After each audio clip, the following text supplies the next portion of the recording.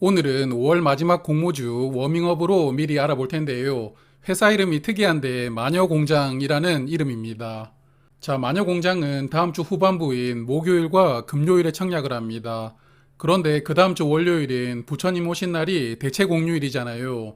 그래서 환불일이 31일 수요일이 되었습니다. 무려 환불 기간이 5일이나 되는데요. 대체 공휴일로 지정된다는 것을 뻔히 알았을 텐데도 이렇게 일정을 잡았다는 것은 다분히 의도가 있었다고 봐야 되겠죠. 그래서 이 종목은 환불 기간이 너무 기니까 비례 청약을 하시더라도 경쟁률을 잘 따져보실 필요가 있겠습니다. 자, 그래서 환불 기간만 보면 뭐 관심 가질 필요가 있겠나 이런 생각이 들 수도 있는데요. 하지만 이 종목 조건이 괜찮습니다. 일단 마녀공장은 화장품을 만드는 기업인데요. 오늘은 먼저 실적부터 말씀을 좀 드려보겠습니다. 매출을 보시면 20년에 393억 원이었고 21년에는 626억 원이었습니다. 그리고 2022년에는 1018억 원으로 매출이 매년 3, 400억 원씩 늘어나고 있습니다. 그리고 영업이익률은 20%가 넘고요. 순이익률도 22년에는 17%가 나오고 있습니다. 이익률도 아주 괜찮은 회사인데요. 이렇듯 매년 잘 성장하고 있고 좋은 이익도 보여주고 있는데 활용 점정이 재무 상태입니다. 유동 비율이 568%이고 부채 비율은 20%이거든요. 그래서 이 회사는 무차입으로 경영을 하고 있고요. 최근에 무차입으로 회사를 운영하는 트루엔이 상장을 했지만 정말 공모주로서는 드물게 우량한 재무 상태를 가지고 등장합니다. 그리고 이런 실적이 더욱 대단한 이유가 화장품 산업, 코로나를 직격탄으로 맞으면서 대부분의 회사들 실적이 감소를 했습니다. 국내 대표 화장품 종목인 아모레퍼시픽의 손익을 보면요. 22년 실적이 21년 대비 매출액도 줄어들었고 영업이익도 줄어들고 순이익도 줄어들었습니다. 게다가 이익률까지 줄어들었는데요. 그래서 산업 전체가 불황인 와중에도 엄청난 성장과 좋은 이익을 보여주었다는 기업이라는 게 더 대단하다고 생각이 됩니다. 그래서 저는 마녀공장의 손익구조와 재무 상태에 점수를 매긴다면 100점 만점에 110점을 주고 싶습니다. 초반부터 너무 칭찬을 했는데 자, 화면을 보시면 마녀공장의 대표 제품입니다. 클렌징 오일, 앰플, 에센스 딱 3개인데요. 이 3가지 제품이 히트를 치면서 회사를 크게 성장을 시켰습니다. 게다가 이 제품들은 국내에서도 히트를 쳤지만 일본에서 많이 팔리고 있는 것 같은데요. 화면에 그래프를 보시면 2019년에 일본에 런칭했을 때 매출액이 23억 원이었는데 전년에는 427억 원으로 매출이 4년 만에 20배가 늘어났습니다. 일본이 글로벌 화장품 시장 3위라고 합니다. 미국, 중국에 이어서 세 번째로 시장 규모가 크다고 하는데요. 마녀공장은 일본 시장에서 자리를 잡으면서 현재 전체 수출 규모의 76%가 일본에서 나오고 있습니다.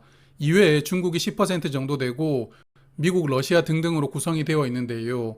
한국의 화장품 회사들이 주로 중국이나 동남아시아에서 선전을 하는 경우는 많지만 마녀공장처럼 일본에서 선전하는 경우가 드뭅니다. 여하튼 그래서 마녀공장은 이제 전체 매출의 55%가 수출에서 나오고 있는 상황인데요. 국내 내수 시장 환경에 크게 좌우되지 않는다는 점이 좋아 보입니다. 그리고 최근에 중국과 관계가 매끄럽지는 않은데 중국 비중이 그래도 크지는 않으니까요. 이런 리스크가 크게 부각되지 않는다는 점을 저는 긍정적으로 생각합니다. 자, 그러면 밸류 한번 보겠습니다. 유사기업으로 국내 중소형 화장품 회사를 5개 선정을 했는데요. 유사기업 5개 회사를 지난 금요일 주가 기준으로 PER을 계산을 해보면 클리오와 애경산업은 PER이 30배가 넘고요. 아이패밀리 SC는 22배, 그리고 VTGMP는 19.3배입니다. 마녀공장은 상단 공모 가격이 14,000원이고요. 22년 이익 기준으로 PER은 13.3배입니다. 마녀공장보다 PER이 낮은 종목이 네오팜밖에 없는데요.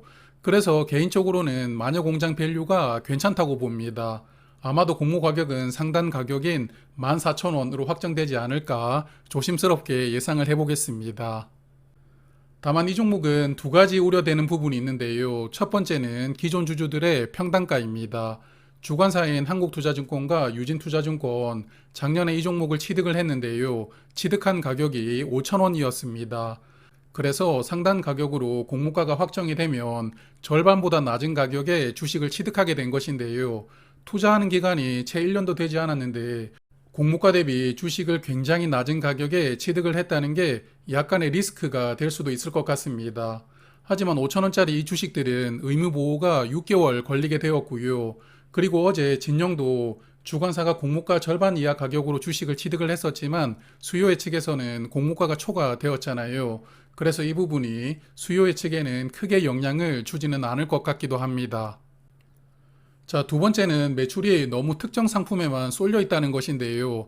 앞서 말씀드렸던 대표 상품 세 가지가 거의 매출의 90%를 견인하고 있고 그 세 가지 상품이 포함된 마녀공장이라는 브랜드가 매출 대부분을 차지하고 있습니다.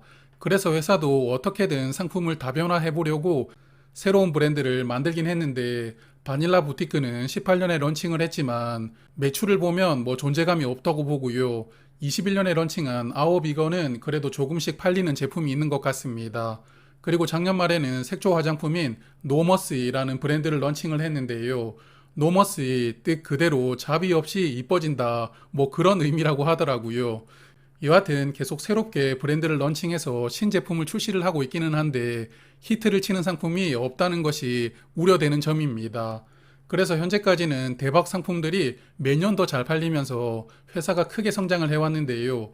조금만 삐끗하면 성장이 정체되는 것뿐만 아니라 오히려 역성장할 가능성도 있다는 게 두 번째로 우려가 되는 점입니다. 그래서 혹시 수요 예측 결과가 저조하게 나온다면 기관 투자자들이 이런 부분들을 조금 심각하게 생각한 것 아닌가 그렇게도 보고 있는데요. 어차피 이 종목을 오랜 기간 투자를 할 분들이라면 이런 부분들을 충분히 고려를 해야 되겠지만 우리 같은 일반 투자자나 기관 투자자나 대부분 짧은 기간에 투자할 목적으로 청약을 하는 것이니까요. 아마도 수요 예측에는 영향을 크게 주지는 않을 것 같습니다. 수요 예측이 월요일부터 시작되는데 결과가 어떻게 나올지 궁금합니다. 자, 그럼 청약 정보를 체크하겠습니다. 총 200만 주를 모집을 하고요. 일반 투자자에게 50만 주가 배정될 예정입니다.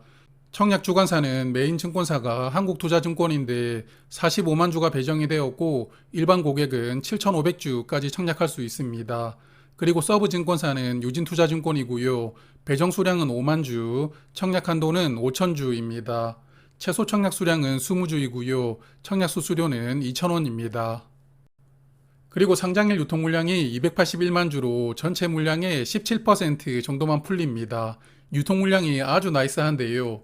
의무 확약이 조금 크게 걸린다면 15% 아래로도 유통 물량이 내려갈 수도 있을 것 같습니다. 그리고 기존 주주 물량은 81만 주이기 때문에 전체 비중의 약 5% 정도 됩니다. 기존 주주 물량은 전부 개인 주주라고 생각이 되는데요. 기타 주주가 총 127만 주를 보유를 하고 있는데 의무 보호를 해야 되는 물량이 46만 주 정도 있습니다. 그래서 상장일에는 81만 주가 유통될 수 있는데요. 아마도 스톡옵션 같은 걸로 회사에서 받았던 물량이지 않을까 싶습니다. 그래서 취득한 단가는 굉장히 낮을 것 같고 또 개인 주주들이 보유한 물량이니까 상장일부터 마구마구 쏟아질 가능성이 있습니다. 수요 예측 결과만 좋다면 뭐 물량이 많지는 않으니까요. 상장일 수급이 무리 없이 소화를 할 수 있을 것 같고요. 반대로 결과가 나쁘다면 이 물량이 상장일에 큰 변수를 만들 수도 있을 것 같습니다. 게다가 상장일에 물량을 들고 있는 재무적 투자자는 없거든요. 흐름을 만들어줄 주체가 없을 수도 있습니다. 그래서 이 종목 역시 수요 예측 결과가 좋게 나오면 청약은 뭐 당연히 해야 되겠지만 결과가 좋지 않아서 공모 가격이 많이 내려간다 하더라도 청약하기에는 부담스럽게 느껴질 수도 있을 것 같은데요. 그래도 웬만하면 수요 예측 결과는 좋지 않을까 생각되긴 합니다. 그럼 오늘은 여기까지 말씀드리도록 하겠습니다. 고맙습니다.